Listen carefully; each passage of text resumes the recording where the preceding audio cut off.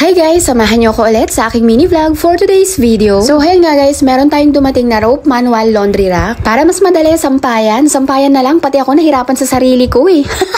Ayan, may kasama naman siyang manual kung paano siya install. Sa ceiling nga siya nilalagay, kaya mas space saver siya. Pwede siya sa semento at pwede rin siya sa kahoy. So ayan, isa-isa na nga nilabas ni kuya yung laman ng karton. Free sample nga to guys at galing yan mismo sa company, kaya may kasamang magi-install. Pero kung nandito si hubby kahit wala nang kasamang magi-install, yung package na lang. Kaso nga lang nasa malayo siya, kaya kailangan ko talaga sila. Tinignan nga muna ni kuya kung kumpleto lahat ng parts. Hanggang 1.8 meters na ang haba niyan, pero depende din kung saan nyo ilalagay at kung gaano kaluwag. Na-adjust kasi yung pinakatubo niya or yung pinakasampayan. Start na nga si kuya magsukat at kung saan niya ilalagay. At syempre bago maikabit kailangan ng drill. Pang indoor at outdoor nga yung laundry rack na yan. Pero mas prefer siya sa indoor, lalo na kung naka-apartment kayo or naka-condo. Or yung bahay nyo walang space para masampayan sa labas, pwedeng-pwede yan sa loob nyo. Ayan, tapos na magsukat si kuya kung gaano lang kahaba yung bar or yung pinakatubo. Madali lang naman nila na-assemble. Wala talaga akong ambag kundi taga-tingin lang at taga-video.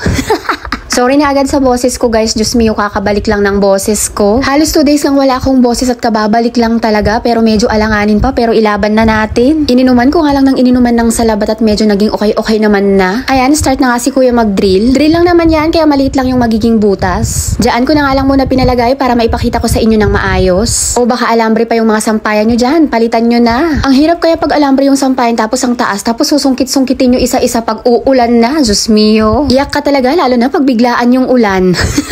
Ayan, unti-unti ko na nakikita kung anong itsura ng sampayan na yan. Pag gusto nyo palang mag-order, direct message nyo lang ako guys. Ilalagay ko na lang yung personal account ko sa comment section. Sa mga malalapit sa akin, free delivery basta kayang abutin ng aking e-bike. Pag malalayo naman, add na lang po kayo ng shipping fee. Direct po tayo sa company, kaya factory price. Message nyo lang po ako for more info. Ayan, isa-isa na ang nilalagay ni kuya yung tubo. Stainless nga pala yan guys, kaya solid. Worth it yung presyo niya. 4 yung tubo niya, kaya marami na talaga kayong may isasampay dyan. Ulitin ko lang guys, hanggang 1.8 meters ang haba ng bawat isang tubo niyan, kaya marami na talaga kayong may isasampay. Maiksi nga lang yung nagawa nila kuya kasi hindi naman ganun kaluwag yung kwarto namin. Na-adjust naman yung pinakatubo niya, kaya okay lang kung malawak man or maliit yung space na paglalagyan nyo, matatansya nyo. Nailagay na nga ni kuya yung tali na gagamitin para tumaas siya at bumaba. O diba, ayan siya, bongga. Pag magsasampay kayo, ibababa nyo lang siya, yung abot nyo. Tapos pagkatapos yung magsampay, hihilain nyo lang ulit para tumaas na siya. Goodbye, panungkit na talaga. Ang hassle kaya pag sinusungkit-sungkit, lalo na pag napakataas yung sampayan. Tapos pag hindi nyo na siya gagamitin, o stuck lang siya dyan sa taas kasi may pinakalak naman siya para hindi siya bumaba. Syempre, susubukan din ng kumare nyo kung paano siya bumababa at tumataas. Baka kasi nangangain ng taga-bundok yan eh, char. So ayan, tinatanong ko dyan si kuya kung paano siya maglalak, paano siya magi-stay, at kung paano siya hihilain pababa para alam ko naman pag ginamit ko na. Okay na okay to pag yung sampay nyo sa labas walang bubong. Pag uulan o dito sa loob nyo isasampay. Basta naman nakadryer yung mga nilabhan nyo, madali na lang yan matuyo kahit electric fan lang. Mapapadali na talaga ang pagsasampay nyo pag meron kayo nito guys.